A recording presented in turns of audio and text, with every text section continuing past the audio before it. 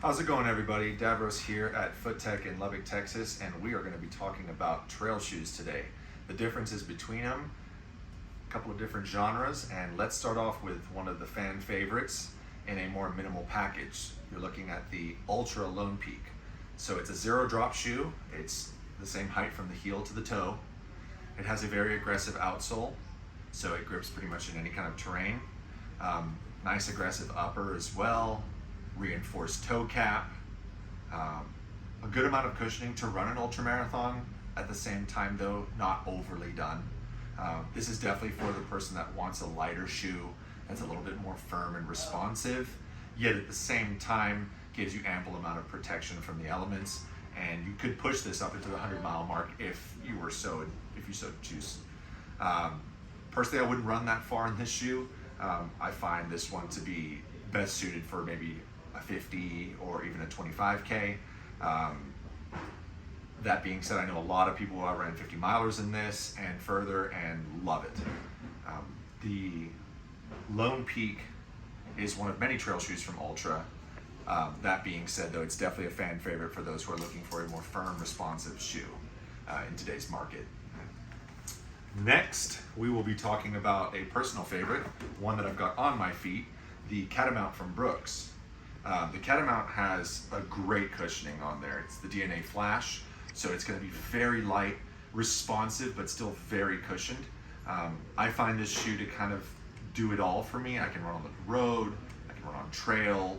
I love the cross-directional lug pattern on the heel and the forefoot. That's for ascent and descent. It has a ballistic rock plate inside, so that's going to help you from getting stone bruising. The Catamount definitely lends itself to running a little faster, more technical. I find that I can do fast 10Ks in this personally, and even further if I wanted to. It also allows for a gaiter if you so chose. If there's a lot of debris or dust or dirt, keeps it from coming into the shoe. You could attach your own gaiter. That being said, a couple of things I really like about this shoe, it's the versatility, the lightness, the responsiveness. This overlay that goes all around the shoe keeps it, one, from debris coming in, and two, it gives a lot of structure to the shoe while keeping the weight nice and low. The heel to toe on this, I believe, is about 6 millimeters, so it has a little bit of a heel, but that being said, it's still relatively low. A lot of the trail shoes you find nowadays in today's market are going to be on the lower side of the house. That keeps your foot landing slightly flatter, and there's less heel to toe when you're on a variant of terrain. The Catamount from Brooks, again, really, really good shoe. I am a little biased when it comes to this one. Let's check out one from Hoka, a huge company when it comes to trail running and road. Obviously have blown up and become super popular in the last few years. This one is definitely non-traditional for Hoka. It's a much more firm and responsive shoe called the Torrent, and the Torrent definitely lends itself to someone that wants a firm, responsive shoe. It has protection and cushioning on there, and it's more of a price point shoe as well. I believe this one retails for $130 if I'm not mistaken. The Torrent is a fantastic shoe for someone that's looking for something that's fast, responsive, and performance driven without breaking the bank. A lot of your performance running shoes are just so expensive nowadays, and this one kind of does it all. Again, you have your cross-directional lug pattern. It's not a Vibram outsole, which Hoka does partner with Vibram to do a lot of their more premium trail shoes. This one has a 5 millimeter drop, and again, if you were looking for something that could go fast in and still have a good amount of protection, great option. The nimble nature that this shoe has allows you to really kind of tackle technical trails on ascent and descent and still have quite a bit of protection. The upper has a nice soft engineered mesh, protective overlays all the way around, just like the Catamount, which we discussed. The Torrent from Hoka. Next, we're moving up in cushion. So you're going from your more minimal shoes to your more average cushion shoes, which nowadays average cushion shoes have quite a bit of cushion. That's what the trend is. That's where the market's heading. This one's a nice one, the Outroad from Altra. So the Outroad kind of does it all. You could go road, you could go trail. It's that in-between genre. And of course, Ultra being synonymous with zero drop, this one has a really nice feel to it. You're looking, of course, nice wide anatomical toe box, allows the toes to splay like on all the Ultras. And the cushioning is definitely there for if you were going to be doing quite a bit of road running in it. The lug pattern, it has that Max Track outsole, but it's not too aggressive. So where you could still run on hard packed trails or even in wet conditions, but it's not going to be overly grippy and aggressive. A lightweight package, and again, for someone who's maybe looking for a shoe to like run on trail, run in the city, park, especially like for people who like to run around parks, this one kind of does it all. The Ultra Outroad. An iconic running shoe from Brooks, been around for 16 plus years now. You're looking at the Cascadia. All right, Cascadia 16. Now the Cascadia has gone through some major overhauls in the last couple of years. This one is definitely softer than any of their other shoes in the past, which used to be a much firmer, kind of, in my opinion, more of a hiking shoe. But this newest one with a DNA Loft V2 has plenty of cushion to run ultra marathons in if you wanted to. Again, allows you to attach a gaiter. This, by the way, is just a pull tab. And you can hang the shoe if it's wet. That's all that's used for. The Cascadia is still great to hike in, and it kind of doubles up. An aggressive outsole, cross-directional lug. It does have, again, the Rock Shield in there, so that's going to keep you from stone bruising. This shoe has just done everything over the years.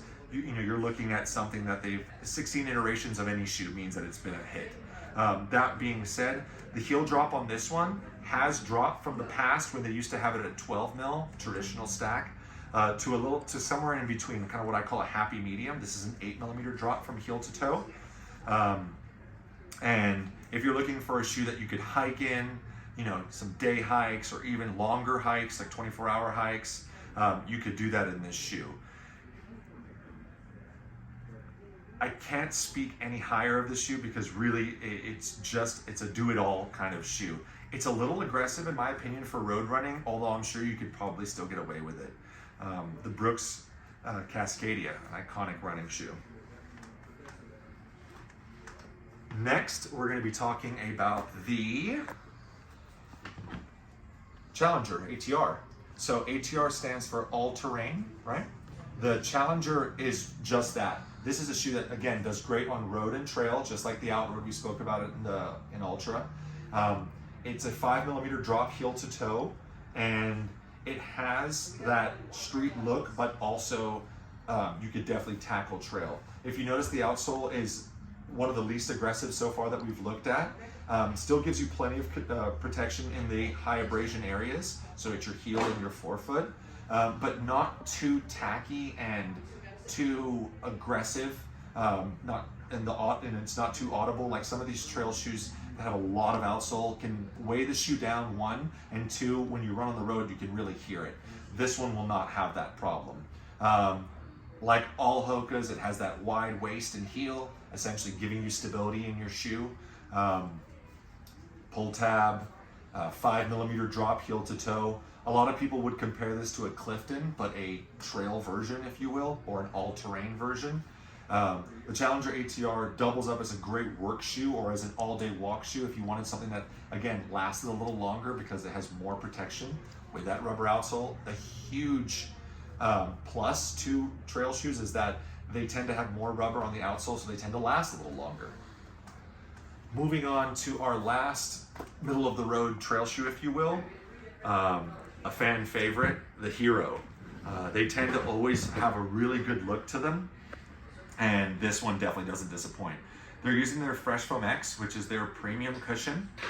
Fresh Foam, of course, very malleable. You can make it firmer, you can make it softer. One of the most popular cushioning systems from New Balance. This one has, again, a more traditional pitch, just like the Cascadia. You're looking at an 8mm drop in this shoe. And one thing I really like about this shoe is that it does come in wides, in men's and in women's. You can find this in a variety of different colors and widths as well, which is a huge plus for me. And speaking about Vibram, as I mentioned earlier, this does have a Vibram Mega Grip outsole. So this is top of the line, industry standard when you're looking at cream of the crop when it comes to who make the best outsoles. Vibram's been around for almost 100 years if I'm not mistaken, and you know, they're out of the Dolomites in Italy, and they know how to make outsoles for mountain boots and for sneakers. It doesn't get much better than this. Cross-directional lug. You see how it grips right here on descent and on ascent. This is going to be great for your all-day trail running or walking. Very comfortable indeed. You could also use it on road. Again, quite fashionable depending on what you like.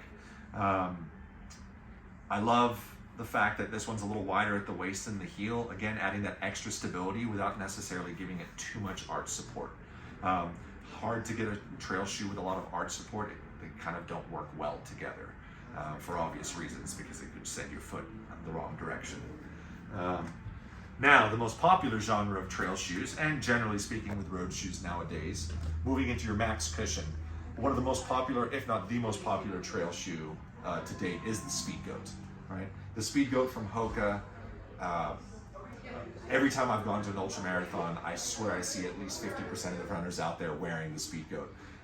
Great for 50s, 100s, also shorter runs. It has, again, a Vibram Mega Grip outsole, just like the one we talked about, right?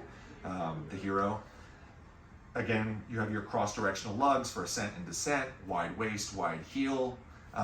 It has that beveled heel that Hoka's been putting on a lot of their shoes recently. Allows for the foot to slip in nicely without necessarily rubbing on the Achilles, which has been a complaint from many a runner. A nice, thin, more technical track tongue, if you will. I've never had any issues with this personally, although I've had people say to me they don't like these thinner tongues. They wish they would just go with more cushioning and more protection. It weighs the shoe down when you do that. This kind of, in my opinion, form fits really well.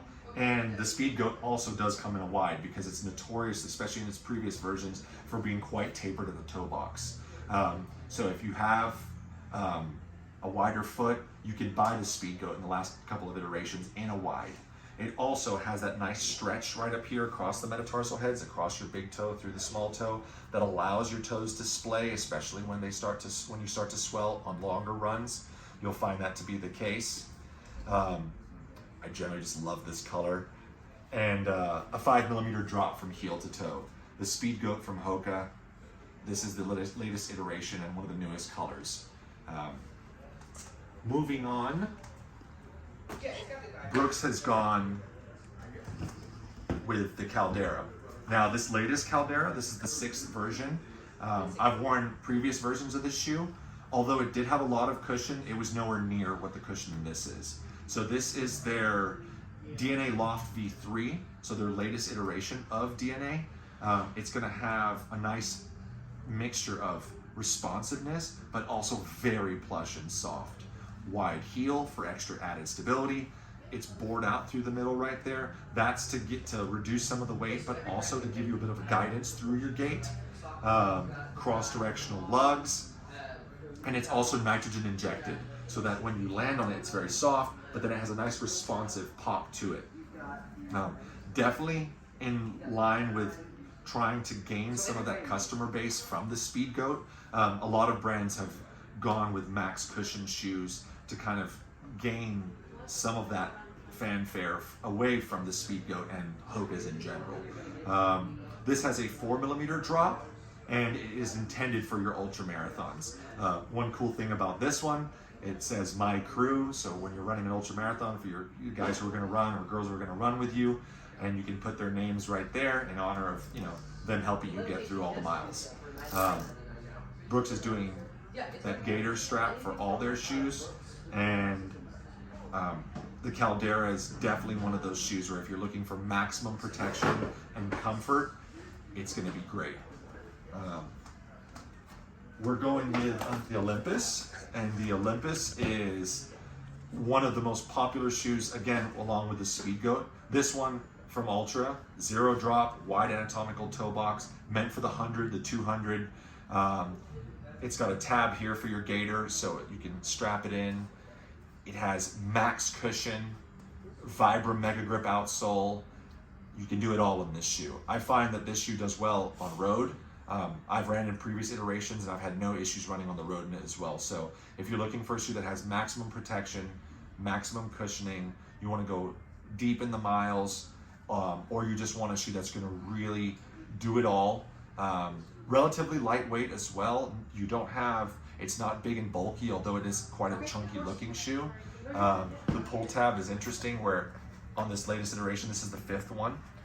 You can see how it contours the Achilles and through the collar as well. That's going to really lock the foot in place. Of course, zero drop, so your foot's going to land very flat. The Olympus is definitely one of those shoes that tends to sell out, not just in our store, but across the board. And it's, if you like that max cushion, max protection, low drop heel, or zero, this is wonderful. I've ran in the 2s, the 3s, the 4s, I believe even the 1s, and always liked them. Moving on, we have the, last but not least, the More Trail. So more cushion. You're gonna have a maximum amount of cushioning with a relatively low heel to toe differential of 4 millimeters. So this shoe is going to be extremely soft. It has the toe protection. The colors are great on this one. A Vibram outsole. It has enough outsole to where it would grip on almost all trails. That being said, it's not overly aggressive to where you're going to find you can't run on the road in it. This one, you're going to be able to hit anything you want: road, trail, ultra marathon distances of all types, and of course it's using their fresh foam, right? A couple of things I noticed about this one: it's built up slightly higher through the lateral side of the heel, and then on the medial side under the ball of foot. So because the cushioning is so soft, it doesn't allow for too much oscillation in the foot. It's going to stabilize you. Again, like most New Balance shoes, this one is going to come in a wide, and yeah, I just love the new colorway. The More Trail, and I believe this is the 2nd edition, and the first one was a lot firmer. This one's definitely got a little bit more softness to it. Without being too soft, you still have a ton of protection. No need for a rock plate because of the amount of cushioning on this shoe. So just to kind of reiterate what we've discussed here, your basic breakdown on these are going to be your max cushion shoes are right here. Speedgoat, Caldera, Olympus, and your More Trail. Then your kind of middle of the road cushion, still an ample amount. You're looking at your Hero, your Challenger ATR, your Road to Trail shoe, if you will. Your Cascadia, a great hiking / trail running shoe. And then again, a Road to Trail shoe with your Outroad. Your lighter, more technical, more performance-based shoes. Your Torrent, also at a little bit of a better price, in my opinion, at $130, definitely more affordable than some of these shoes. Your Catamount, more performance-driven with that DNA Flash cushioning. And the longtime fan favorite, the Lone Peak, right? Definitely more of an aggressive outsole. I would use this only on trail. That's it. If you have any questions, come by and see us at Foot Tech in Lubbock. And my name's Davros. Thank you so much. Have a good day.